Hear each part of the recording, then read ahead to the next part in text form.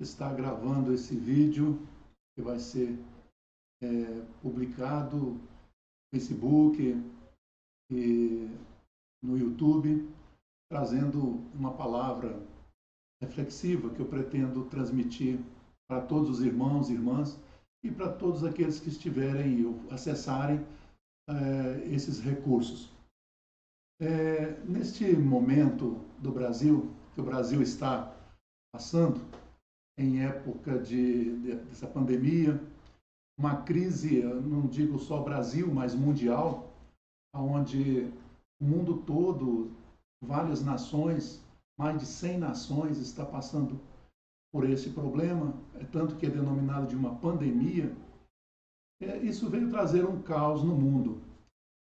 Muitas especulações escatológicas, para nós que somos evangélicos, somos crentes, estudamos a palavra de Deus, e nesse contexto também tem se apresentado muitos espertalhões, muitas pessoas querendo se promover à custa dessa tragédia, desse problema que está acontecendo em todo o mundo. E muitos se colocando no lugar de profeta e querendo ganhar nome, e trazendo prognósticos, e às vezes exigindo da igreja posturas, questionando situações, questionando coisas que estão acontecendo. Mas eu acho que aqueles que têm a palavra de Deus não devem se preocupar com isso. O que nós precisamos observar é o que a palavra de Deus, as Escrituras, dizem. Porque a maioria desses que tem aparecido por aí não tem essa chamada profética realmente. Na verdade, a maioria deles são espertalhões que querem se aparecer. Então nós vamos trazer uma palavra aqui sóbria, serena, conforme a palavra de Deus nos orienta, dentro do sermão profético em que Jesus ministrou no Monte das Oliveiras, no capítulo 24 de Mateus, e reflexão essa também que pode ser tirada no Evangelho de Lucas, capítulo 21, versículos 5 a 36. Eu quero ler aqui 3 versículos no capítulo 24 de Mateus, para nós refletirmos sobre isso aqui. E observarmos que o que está acontecendo é exatamente o que a palavra de Deus preconiza, o que ela nos orienta, já nos mostra desde os dias de Jesus Cristo, e não existe nada de novo na face da terra. E não é motivo para que a igreja fique preocupada, fique angustiada com tudo isso. Talvez até muito pelo contrário. É hora de olhar para cima, de agradecer a Deus e termos o sentimento de que Jesus está às portas para buscar a sua igreja. Então diz assim o texto, Mateus capítulo 24, versículo 1 até o versículo 3. E quando Jesus ia saindo do templo, aproximaram-se dele os seus discípulos para lhe mostrarem a estrutura do templo. Jesus, porém, lhes disse: Não vedes tudo isso? Em verdade vos digo que não ficará aqui pedra sobre pedra que não seja derribada. Estando assentado no Monte das Oliveiras, chegaram-se a ele os seus discípulos, em particular, dizendo: Dize-nos, quando serão essas coisas? E que sinal haverá da sua vinda e do fim do mundo? Jesus, eu creio que como ele é presciente, sabe todas as coisas, é onisciente, é presciente também, ele provocou uma oportunidade para trazer um sermão. Ele colocou essa situação em relação ao templo, já esperando que uma pergunta surgisse para que ele usasse essa oportunidade para trazer para aquela geração e para nós hoje esse ensinamento tão maravilhoso que está no capítulo 24, 25 de Mateus e Lucas capítulo 21. Então ele diz para os seus discípulos: não ficará pedra sobre pedra que não seja derribada. Quando os discípulos olharam e mostraram para Jesus a suntuosidade, quão magnífico era aquele templo. E quando Jesus faz essa colocação, ele caminha para o Monte das Oliveiras E com certeza os discípulos foram indagando um ao outro nesse caminho, nesse pequeno trecho, nesse pequeno percurso, questionando um ao outro: o que será que o mestre quis dizer? O que será que Jesus quis dizer com estas palavras? E quando chegou nas encostas do Monte das Oliveiras, chegaram para Jesus em particular e perguntaram: Mestre, quando acontecerão estas coisas? Que sinal haverá da sua vinda e do fim do mundo? Podemos observar que aqui existem três perguntas bem distintas. Alguns colocam duas. Alguns colocam quando acontecerão essas coisas, relacionando ao templo, que Jesus falou, não ficará pedra sobre pedra que não seja derribada. E a outra pergunta que está conjugada seria, que sinal haverá da sua vinda e do fim do mundo? Mas nós podemos colocar aqui como três perguntas. Que sinal haverá da tua vinda e do fim do mundo? Jesus procurou responder todas as perguntas. Com relação ao templo, ele deixou claro que os discípulos seriam perseguidos e que eles seriam dispersos por todas as nações e que seriam perseguidos por várias nações. E falou da destruição do templo, o que profeticamente aconteceu. E quando aconteceu a destruição desse templo, que foi o último templo que foi construído lá no Monte das Oliveiras, em Jerusalém, no Monte Moriá, antigo, onde hoje está a Basílica de Omar, que foi o templo de Herodes, o último templo, ele foi destruído no ano 70 depois de Cristo por um general comandando um exército romano, general Tito, ano 370 depois de Cristo. General Tito e o seu exército destruíram o templo, tirando pedra sobre pedra, como Jesus havia preconizado, porque eles procuravam também no meio dessas pedras tesouros, ouro e etc. E depois incendiaram tudo. E os judeus, israelitas, foram dispersos por todo o mundo, por todas as nações. E Jesus falou que eles seriam dispersos e perseguidos por todas as nações. Então, a primeira parte da profecia de Jesus se cumpriu no ano 70 depois de Cristo e a dispersão dos judeus. E nesse período de aproximadamente 2000 anos, como Israel é a menina dos olhos de Deus e nunca, jamais Israel será desprezado por Deus, e é um povo escolhido por Deus, eles estavam dispersos entre as nações, porém eles não perderam a sua identidade nacional. Mas houve realmente uma perseguição muito grande. Eles continuaram mantendo sua identidade nacional, suas práticas, seus costumes, sua cultura. E na Segunda Guerra Mundial, 1940, 39 a 45 aproximadamente, houve um massacre muito grande de judeus. Os alemães promoveram a morte de em torno mais de 6 milhões de judeus. E logo em seguida começa a se cumprir uma profecia muito forte com relação a esse contexto. É quando a Bíblia diz que deveríamos estar olhando para a figueira.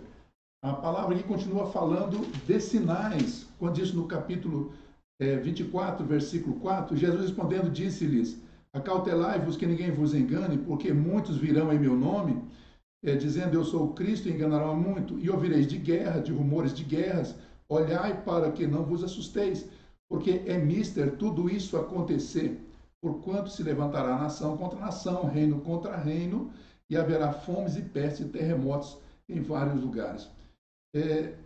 Mas todas estas coisas são princípios de dores. E diz que os judeus seriam dispersos, então vos hão de entregar para seres atormentados e matar-vos-ão, e sereis odiados de todas as gentes, de todas as nações. Então foi o que aconteceu. Mais de 6 milhões de judeus morreram nesse período. Mas a palavra de Deus continua a nos orientar, pedindo que a gente ficasse observando para Israel. Porque há uma outra pergunta: que sinal haverá da sua vinda? E um dos sinais mais fortes da vinda de Jesus é quando Jesus manda olhar para a figueira.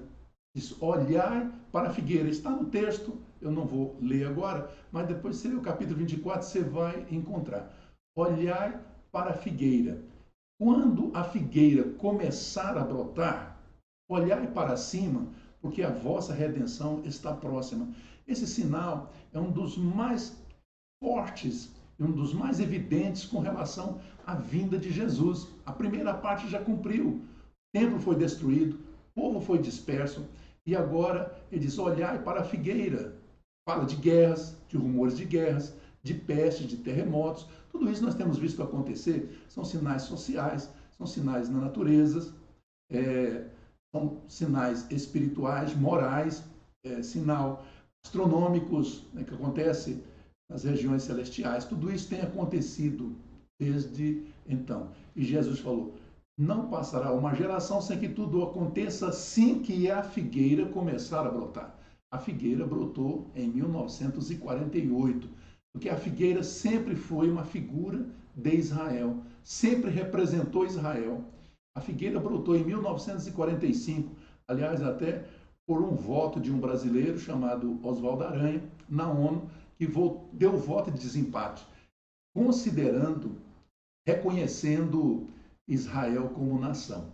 E daí então começou o processo de repatriamento de Israel. Eu já tive o privilégio de visitar Israel no ano de 1990. Fiquei hospedado num hotel fazenda que eles denominam de kibbutz. E esses hotéis foram criados, formados exatamente para abrigar o povo de Israel que estava voltando de outras nações, voltando para Israel, de navios, de aviões, todo tipo de transporte conduzia em massas o povo de Israel, para Jerusalém. Então, estava cumprindo uma das mais fortes profecias da Bíblia, que antecede a volta de Jesus, o ressurgimento da figueira.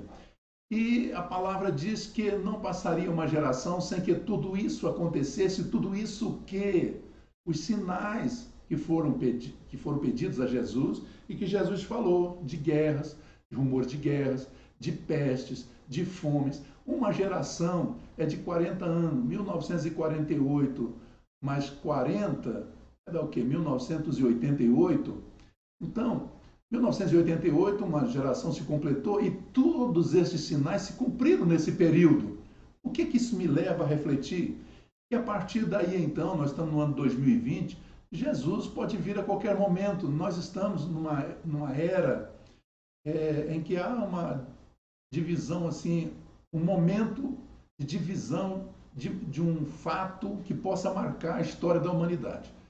2000 anos depois do primeiro homem Adão, houve o dilúvio. 2000 anos depois do dilúvio, houve o advento de Jesus Cristo. Nós estamos 2000 anos depois. E o que vai acontecer agora? A vinda de Jesus. Eu não tenho dúvida de que Jesus está às portas. Não há nada mais para se cumprir. Algumas pessoas ficam questionando, mas o Evangelho não seria pregado em todo mundo, para toda criatura? A palavra de Deus diz, em Mateus realmente 24, a pergunta era, que sinal haverá da sua vinda e do fim, da conclusão de todas as coisas?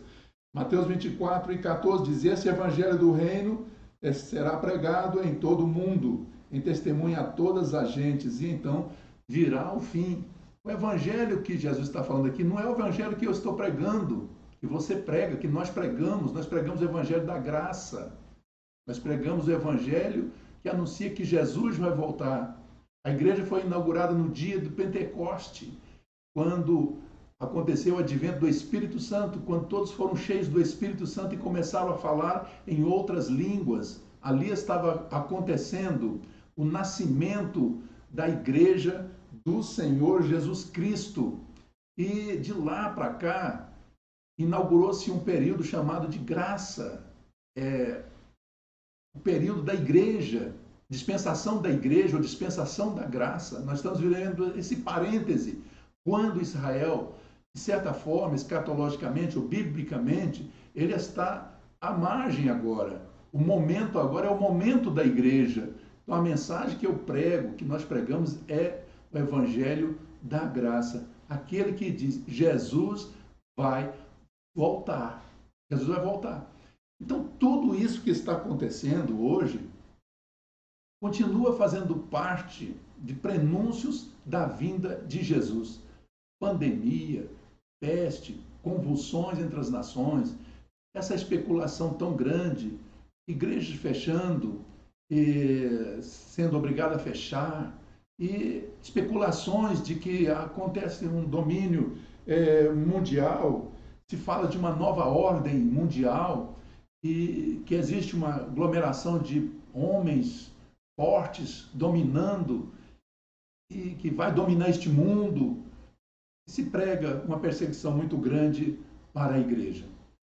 E aí aparecem os espertalhões. Aí é onde vêm os profetas, profetadas, né, que começam a querer ganhar nome em cima disso tudo. Eu quero dizer para a igreja é que a igreja ela tem a proteção de Jesus Cristo. Ela está nas mãos do Senhor. Tudo pode acontecer, o mundo pode virar de cabeça para baixo. A igreja não é quatro paredes. A igreja não é um salão de cultos. A igreja não é uma denominação, Assembleia de Deus, Batista, Presbiteriana, Metodista ou outra denominação qualquer, ou outro ministério. A igreja é o corpo de Jesus. E o corpo de Jesus independe de lugar para ele glorificar e adorar o nome do Senhor. Aliás, esta foi uma pergunta que a mulher samaritana fizera a Jesus lá no capítulo 4 de João. Senhor, nosso povo diz que devemos adorar neste monte, e os apóstolos, os discípulos, os judeus dizem que deve ser em Jerusalém. Aonde é realmente que devemos adorar? E Jesus falou, haverá um tempo que nem será aqui, nesse monte, nem será em Jerusalém, mas os verdadeiros adoradores são aqueles que adorarão o Pai em espírito e em verdade. Então, isso está eliminando qualquer espaço físico aonde possa se exigir uma obrigatoriedade de que a igreja esteja adorando o Senhor. A igreja sou eu, a igreja é você. Nós queremos sim ter liberdade, queremos ter lugar para congregar, para adorar ao Senhor. Estamos vivendo esse momento difícil e que muitos estão aí assustados, e eu digo o seguinte, a palavra nos diz aqui que é mister tudo isso acontecer. No capítulo 24, versículo 6 de Mateus, diz assim, e ouvireis de guerra, de rumores de guerras, olhai, não vos assusteis, porque é mister isso tudo acontecer, mas ainda não é o fim. Então, pandemia, porque logo na frente vem falar de pestes, de doenças, e aí pode estar inclusas epidemias, pandemias, etc. Tudo isso que está acontecendo é necessário acontecer. Então, orientar a igreja para orar, a igreja tem o dever de orar. Nós temos que estar em constante oração. É o que a palavra nos ensina, vigiar e orar para que não entreis em tentação. Orai sem cessar. Então, é dever da igreja orar, mas não é uma questão de orar para que isso não advenha, para que isso não venha sobre nós, porque é necessário isso acontecer, porque se isso não acontecer, Jesus não virá. E o que nós estamos aguardando é a volta de Jesus. Então, pode ter já acontecido um princípio de caos nesse mundo, um princípio de descontrole entre as nações, quebradeira econômica, e a gente pode dizer que está acontecendo um caos. Mas o verdadeiro caos está para acontecer. Agora eu estou falando profeticamente pela palavra de Deus, a Bíblia Sagrada. O verdadeiro caos ainda está para acontecer. Lá em Tessalonicense, no capítulo 4 de Tessalonicense, versículo 16 e 17, nós temos aqui uma palavra profética que fala sobre o arrebatamento da igreja. Diz o texto: porque o mesmo Senhor descerá do céu com alarido com alarido e com voz de arcanjo e com a trombeta de Deus. E os que morreram em Cristo ressuscitarão primeiro. Depois nós, os que ficarmos vivos, seremos arrebatados juntamente com eles nas nuvens, a encontrar o Senhor nos ares, e assim estaremos para sempre com o Senhor. Paulo escreveu essas palavras no capítulo 4, versículos 16 e 17 de 1 Tessalonicenses, quando o povo estava em dúvida com relação àqueles que já haviam dormido, que haviam morrido. E Paulo vem trazer uma palavra então de conforto, dizendo: não vos preocupeis, porque na verdade nós não teremos preferência com relação àqueles que já dormem no Senhor. E nesse inteirinho aqui, nesse contexto, ele já traz também uma doutrina sobre o arrebatamento da igreja, porque o mesmo Senhor descerá do céu.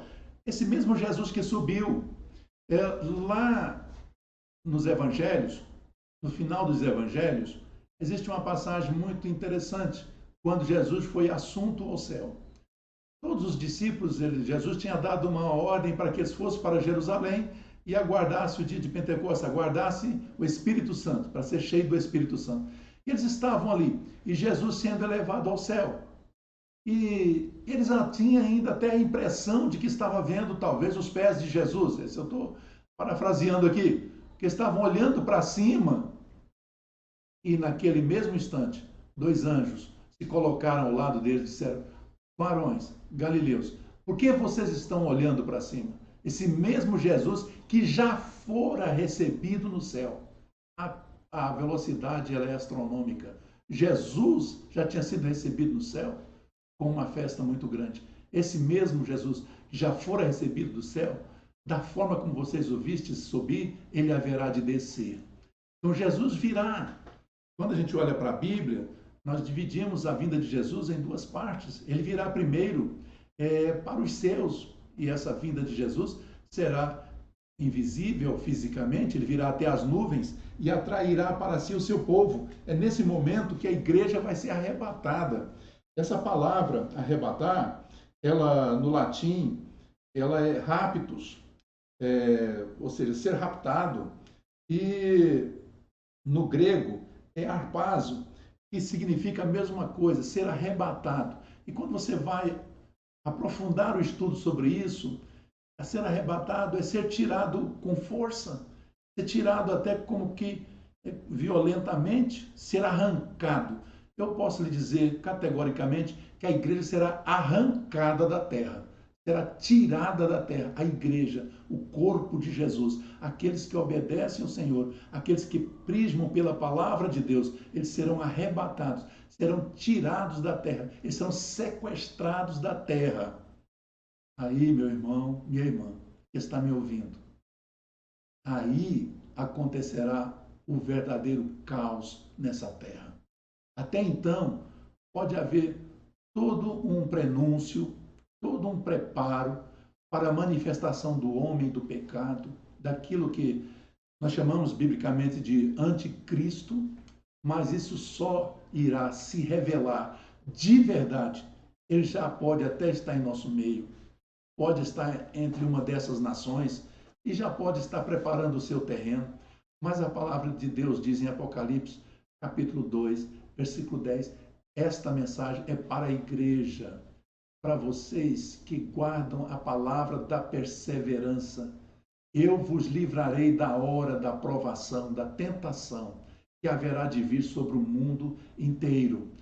Agora, tudo isso que está acontecendo é mister acontecer. Isso só me diz uma coisa: Jesus está voltando. E não há necessidade dessa preocupação exacerbada de que alguém vai dominar, de que a igreja tem que ocupar seu espaço. Nós já estamos ocupando o nosso espaço. Nós não pertencemos a esta terra.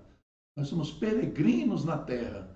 O nosso lar não é aqui. O que nós precisamos fazer é ficar firme e constante na fé. Se tivermos que cultuar no templo, a gente cultua no templo. Se tivermos que cultuar em casa, nós vamos cultuar em casa. Nós temos um sumo pastor, que é Jesus. e temos os nossos pastores eclesiásticos aqui na terra, a quem devemos honra, a quem devemos obediência.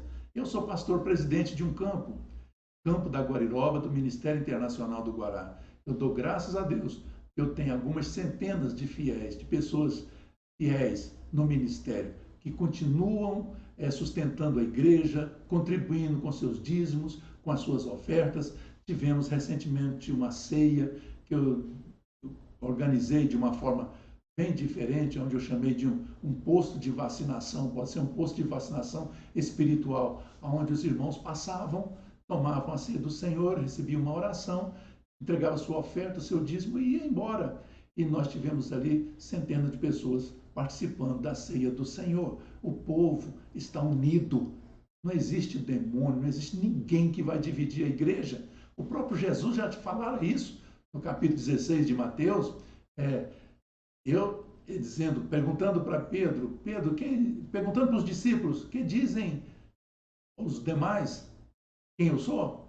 E alguns disseram que tu és um dos profetas, que tu és João Batista, e assim por diante. E Jesus diz, e tu? E vocês? O que vocês dizem que eu sou? E Pedro, tomando a palavra, diz, tu és o Cristo, o Filho de Deus vivo. E Jesus aproveita essa oportunidade para dizer, disseste bem, Pedro, não foi a carne que te revelaste, mas foi o meu Espírito, foi o Espírito Santo que te revelou esta verdade. Na verdade, a igreja será estabelecida sobre a pedra. Pedra, Jesus diz assim, tu és Pedro, e sobre esta pedra, Jesus indicava para ele, sobre esta pedra, tu és Pedro, e sobre esta pedra edificarei a minha igreja. Quando ele diz que tu és Pedro, ele está falando Petros, pedregulho, fragmentos de pedras, coisas pequenas, que não há como estabelecer um edifício. Mas sobre esta pedra, Petra, rocha, edificarei a minha igreja, e as portas do inferno não prevalecerão contra ela. Então eu digo a todos, acalmai-vos, ficai tranquilo, porque a igreja do Senhor, ela é inconfundível. Ela vai passar por tudo isso, por todas as provas que tiver que passar, mas ela é indissolúvel. Ela não vai se dissolver, ela não vai se dividir, ela não vai acabar, ela vai permanecer firme. E eu quero estar nesse meio. Eu quero participar da grande caravana que vai subir para o céu. Então hoje eu propus trazer essa reflexão. Depois do arrebatamento da igreja, o sermão escatológico continua. Foi dito que não é o fim. Fala do evangelho do reino. E quando é o evangelho do reino? É o evangelho que será pregado no reino milenial. Eu vou estar aqui com Cristo. Você, se for fiel ao Senhor, vai estar também. Eu pretendo estar aqui, né, com Jesus Cristo. Ele vai implantar o seu reino milenial na face da terra. O governo do anticristo durará 7 anos. Vai haver 3 anos e meio iniciais de uma leve e momentânea tribulação, uma tribulação leve, afrouxada, mas os 3 anos e meio últimos serão de grande e terrível tribulação. Vai ser quando aquilo que é impuro vai se colocar no lugar santo do templo, que é a própria figura do anticristo, e querendo adoração para si. É quando o povo de Israel vão perceber que foram ludibriados, que foram enganados. Aí eles vão clamar por um Messias. Nós, a igreja do Senhor, já estará nesse momento na glória, participando das bodas do Cordeiro e em glória também. E aí eles vão clamar por um Messias. É quando Jesus vai descer. E aí vai haver muita confusão nessa terra. Julgamento das nações, a guerra do Armagedon, muita destruição. Satanás será preso por 1000 anos, e Jesus vai fazer um governo com a sua igreja, 1000 anos de paz sobre a face da terra. Mas no final desses 1000 anos, ainda haverá um momento ainda de revolta e de tentativa do inimigo de conseguir virar o jogo. Ele será solto para experimentar, diz a Bíblia, aqueles que habitam na face da terra. E ele vai conseguir ainda arrebanhar milhares de pessoas. Aí é quando Jesus vai realmente destruir toda essa pleia, toda essa turma toda. E haverá o julgamento do grande trono branco e condenação de todos aqueles que morreram desde Adão até o final do milênio e não professaram o nome de Jesus, um julgamento para sentença de perdição eterna. Estará presente nesse momento o livro da vida como testemunha para que seja comprovado de que aquele indivíduo ou aquela pessoa não está no livro da vida. Mas a igreja do Senhor já está salva. E esta será uma segunda oportunidade para todos aqueles que ficarem aqui, participarem da grande tribulação, vencerem o período da grande tribulação dos 7 anos e durante o milênio ainda permanecer fiel ao Senhor. É uma segunda chance. O Senhor sempre dá, às vezes, uma segunda oportunidade. Deu para Jonas e vai conceder também, mas milhares de pessoas não resistirão. Então, tudo isso que está acontecendo hoje é fichinha, se formos comparar com tudo que está para acontecer. E nós não precisamos ficar preocupados, porque a palavra de Deus nos ensina, lá em 2 Tessalonicenses, capítulo 5, a Bíblia diz: vocês estão muito bem inteirados, muito bem informados. Eu estou informado. E você? Receba a palavra de Deus.